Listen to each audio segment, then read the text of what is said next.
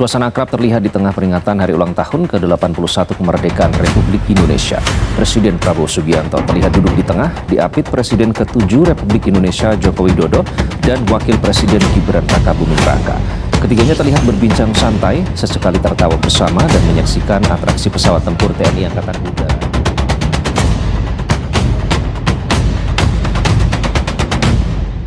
Sepercaya apa Pak Jokowi ke Pak Prabowo? Mereka terbuka dan tidak saling mempolitiki satu sama lain. Jadi benar-benar bekerja sama gitu. Benar-benar bertukar pendapat kalau ngobrol tuh. Halo teman-teman semua, selamat datang di Mata Batin Ferry Cowboy. Sebelum mulai di obrolan Mata Batin kali ini, mau mengucapkan selamat ulang tahun untuk Republik Indonesia ke-81. Dirgahayu Republik Indonesia. Pokoknya kalau nonton upacara nonton aja sih, kita di TV ya. Iya. Seru Mas Bro nonton perayaan hari ulang tahun Republik Indonesia nih.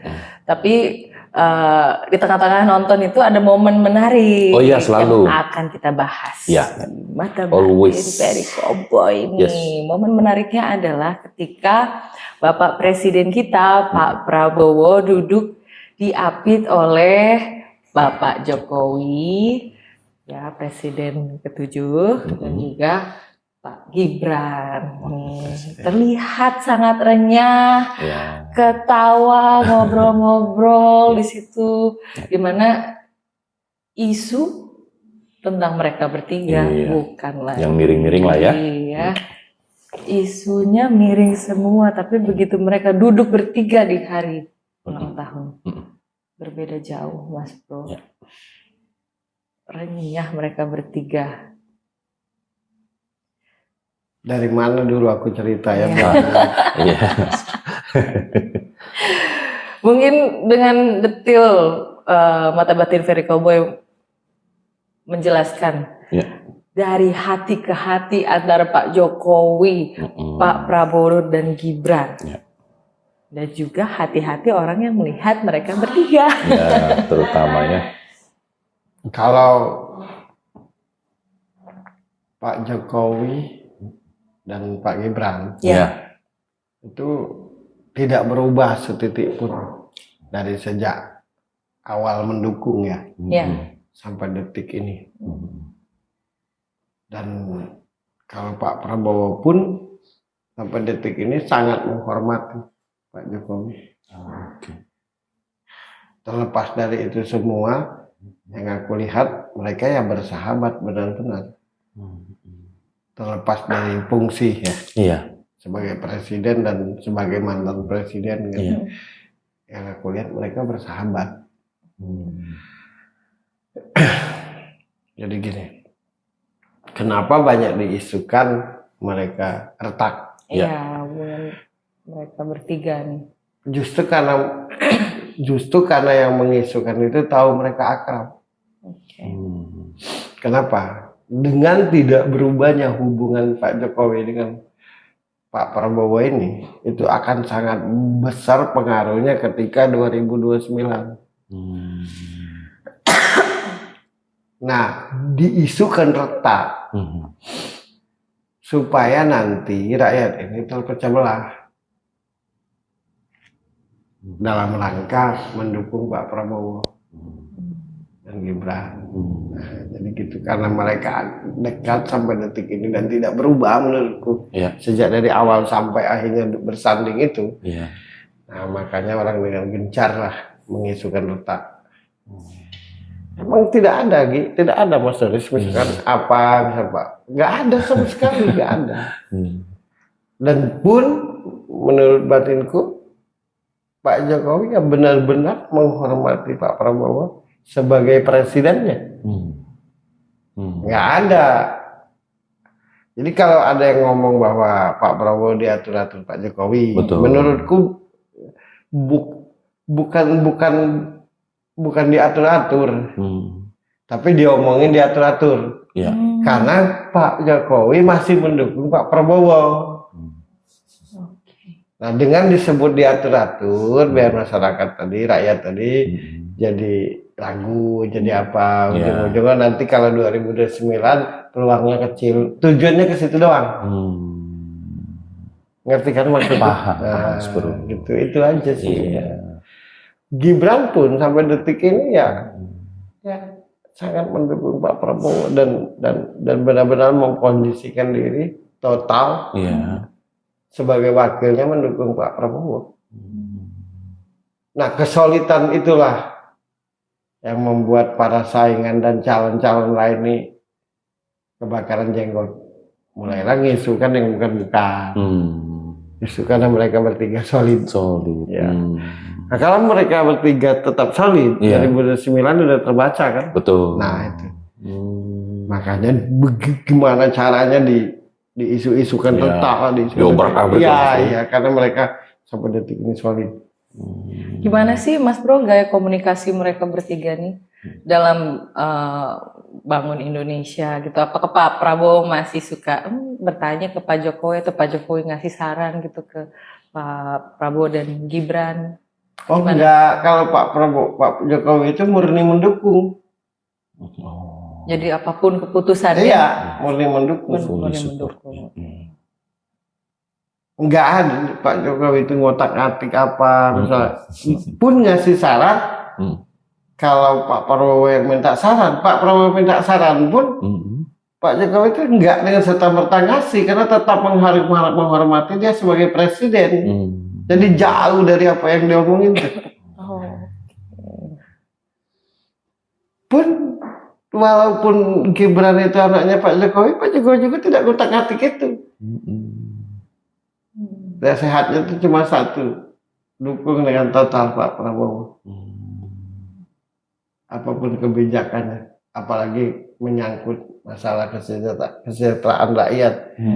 Jadi jauh dari kata yang Gibran digunakan untuk apa, supaya apa, nggak ada itu lihat, titik pun nggak ada.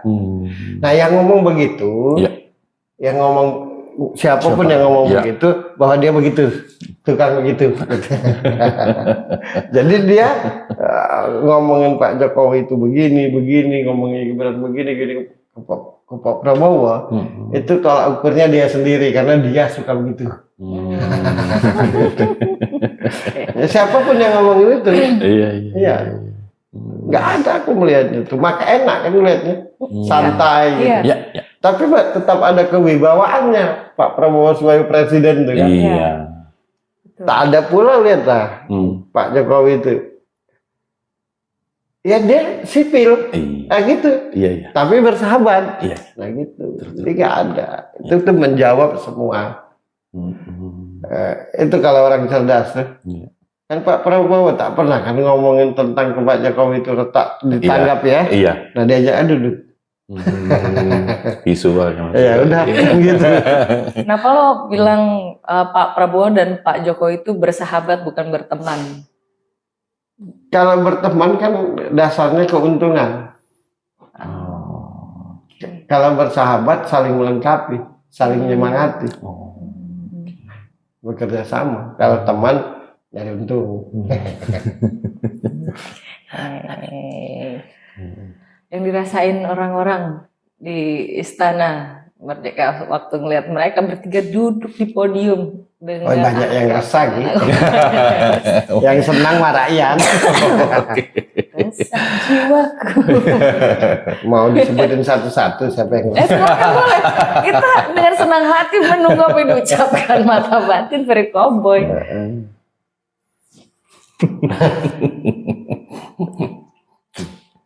Banyak yang resah ya.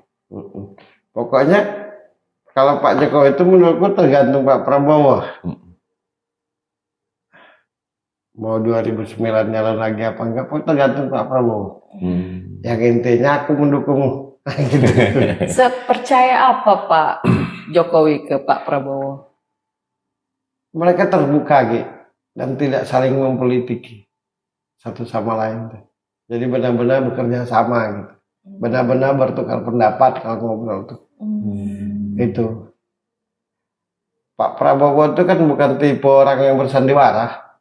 Senang, enggak. Nah justru itulah Pak Jokowi senang.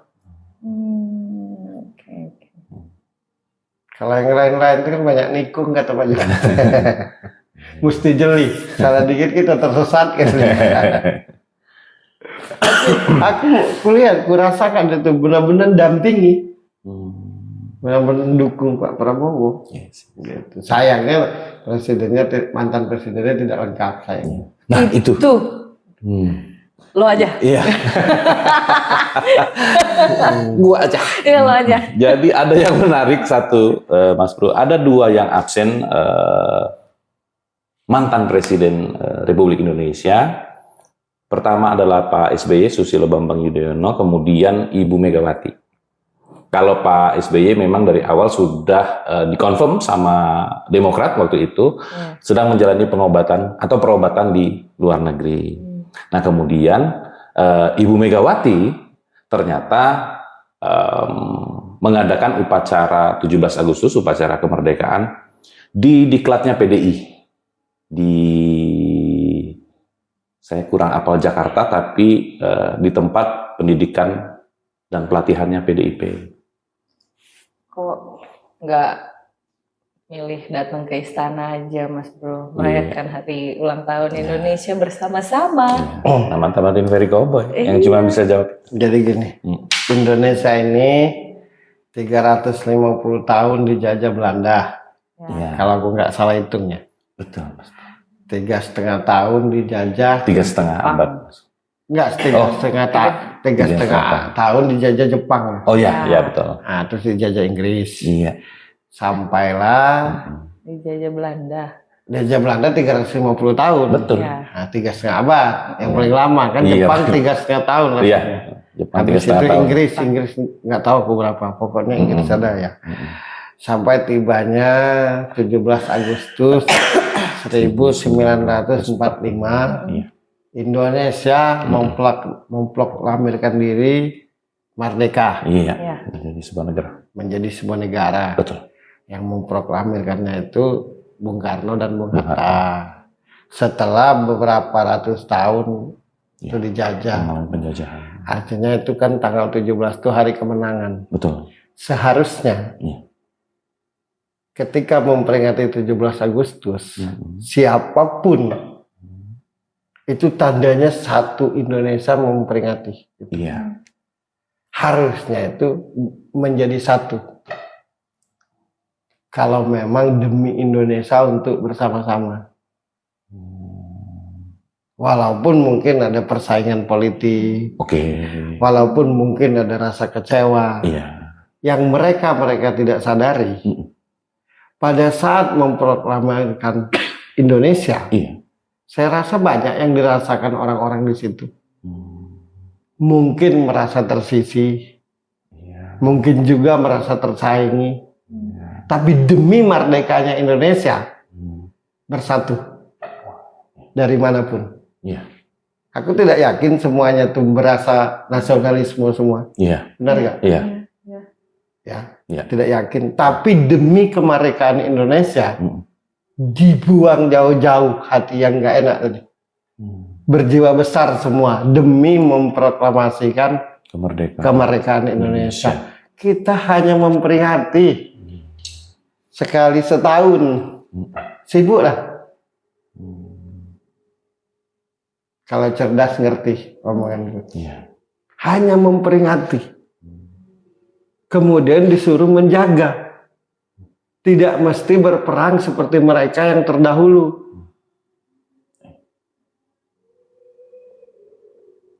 Kalau aku dari sudut pandang batinku ya, Iya. siapapun itu, Iya. siapapun negarawannya, Iya. ketika tidak bersatu di istana untuk memperingati Indonesia, berarti itu sendiri-sendiri. Apapun alasannya, kita tidak menghormati Bung Karno dan Bung Hatta. Bung Karno dan Bung Hatta, Indonesia itu menurutku tidak akan pernah merdeka kalau tidak karena bersatu. Nah, kita cuma untuk memperingati tidak bersatu.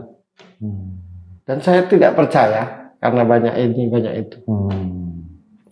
Kalau bukan karena di hatinya tidak berjiwa besar. harusnya datang, apapun alasannya. Orang-orang hebat, orang-orang yang menang, orang-orang yang diingat, itu adalah orang-orang yang berjiwa besar.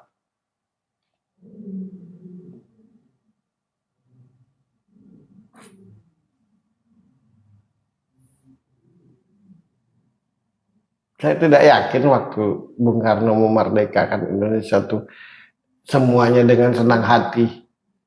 Pasti tuh ada irinya, ada dengkinya, pasti kan? Iya, iya. Ada kecewa. Iya. Tapi demi merdeka dilawan itu. Nah kita cuma memperingati, kita menikmati dan meneruskan.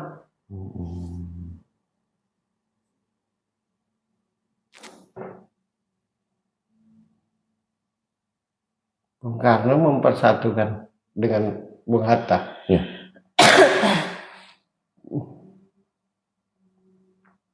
Kita yang memperingati terpencar biar.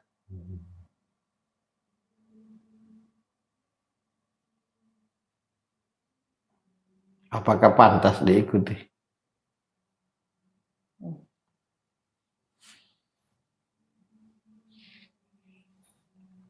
Kalau aku di posisi mereka, aku lupakan semua apa yang ada di hati. Demi untuk memperingati, menghormati. Nah, selesai itu baru. Jadi menurutku yang tidak hadir di Istana Negara ketika peringatan itu orang-orang yang tidak berjiwa besar. Bagaimana mampu memimpin Indonesia ini? Sementara jiwanya tidak besar. Siapapun itu. Ya, ya. Ada satu lagi. Semua bicara Indonesia, bicara nasionalisme. Pertanyaanku, anak-anak sekolah hafal Pancasila semua enggak? Saat ini.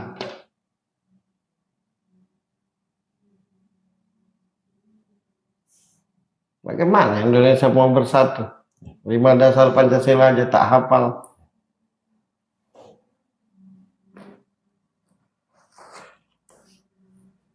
Jadi, siapapun yang terpencar-pencar, terutama negarawan, yang dalam memperingati kemerdekaan Indonesia, menurutku bukan karena ada ini dan itu, karena merasa paling benar semua. Itu yang benar. Karena merasa aku yang paling berhak, aku yang paling berhak, aku yang paling berhak, aku yang paling berhak akan Indonesia ini. Aku yang paling berhak akan Indonesia ini. Aku yang paling berhak. Maka terpencar-pencar. Tapi kalau tidak ada itu di hati, pasti bersatu. Hanya untuk memperingati. Dalam 1 tahun itu sekali.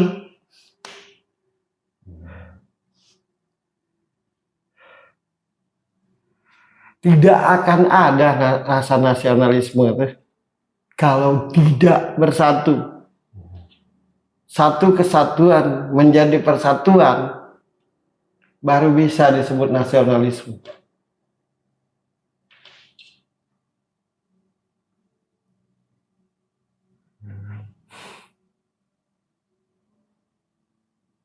Kalau Bung Karno itu masih hidup sekarang, kenapa kalian ini begini?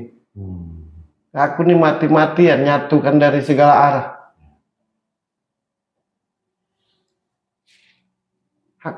Yang aku lihat itu tuh karena merasa berhak semua terhadap Indonesia.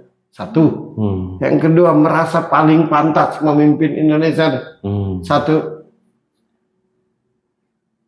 Siapapun yang tidak ikut di situ.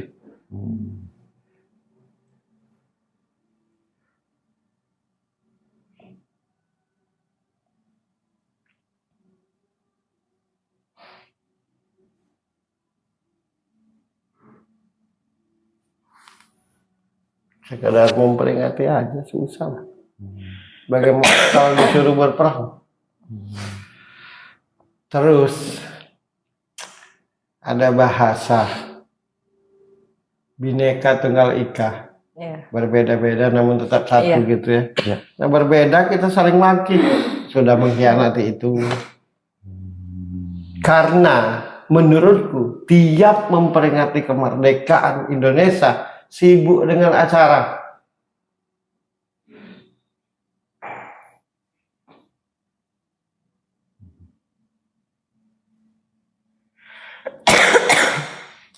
Harusnya tuh kalau sadar, ya Allah ya Robbi, aku menghormati bendera aku nih. Sampai tanganku nih bisa menghormati bendera ini. Karena banyak nyawa yang hilang.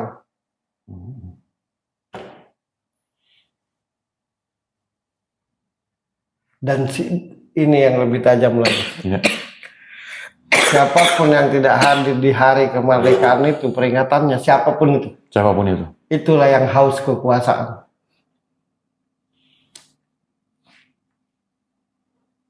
Karena itu memperingati. Silakanlah persaingan politik lah, silakan. Tapi begitu peringatan itu menyatu, itu baru memberi contoh kepada rakyat.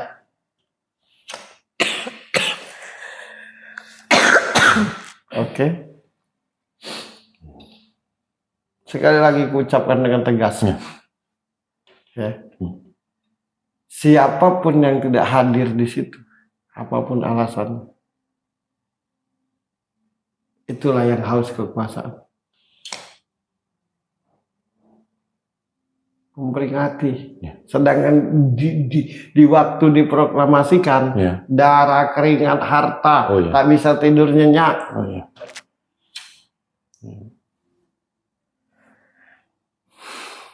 Memperingati saja, tak tahu maknanya.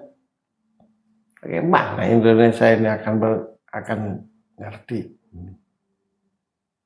Yang tadi ku tanya, anak sekarang sekolah hafal Pancasila, padahal itulah dasar negara. Gimana kalau dasar negara tidak hafal, akan mendirikan negara? Gimana? Sudahlah ya, itu ya. Iya. Jadi respect buat Pak Jokowi, Iya. respect buat Pak Gibran, respect Iya. juga buat siapa, Pak Prabowo. Kami mata batin Iya. mengucapkan selamat merayakan hari kemerdekaan. Dan kita jaga Indonesia ini. Yes. Karena itulah tujuan mereka berperang. Founding father. Ya. Ya, gitu. Dan mata batin berdoa buat Pak Prabowo, buat Pak Gibran, buat Pak Jokowi, Ya. buat Pak Gibran, biar dituntun, dibimbing, dilindungi oleh Tuhan dimanapun berada, dan selalu berusaha dengan keras untuk kesejahteraan rakyat Indonesia. Amin. Amin. Yang tidak hadir, itulah jawabannya. Ya. Oke. Clear. Oke. Oke. Mata batin Ferry Cowboy. Sekali lagi mengungkapkan kebenaran apa yang terjadi di hari peringatan kemerdekaan Republik Indonesia ke-81 di Istana Negara ya. Iya, itulah kebenarannya yang sudah diungkapkan. Mata batin menjadi tolak ukur dan kita bertanggung jawab atas apa yang kita sampaikan. Saya bertanggung jawab. Ya, itu maksud. Saya bertanggung jawab Ya, atas apa yang saya sampaikan. yes. Saya tidak akan menyampaikan kalau tidak bisa melihat dengan batin. Ya, Karena itu berbahaya kalau betul salah. sekali. Betul sekali. Oke. Oke, kita minta bantuan teman-teman. Merdeka 3 kali. 1, 2, 3. Merdeka! Merdeka! Merdeka!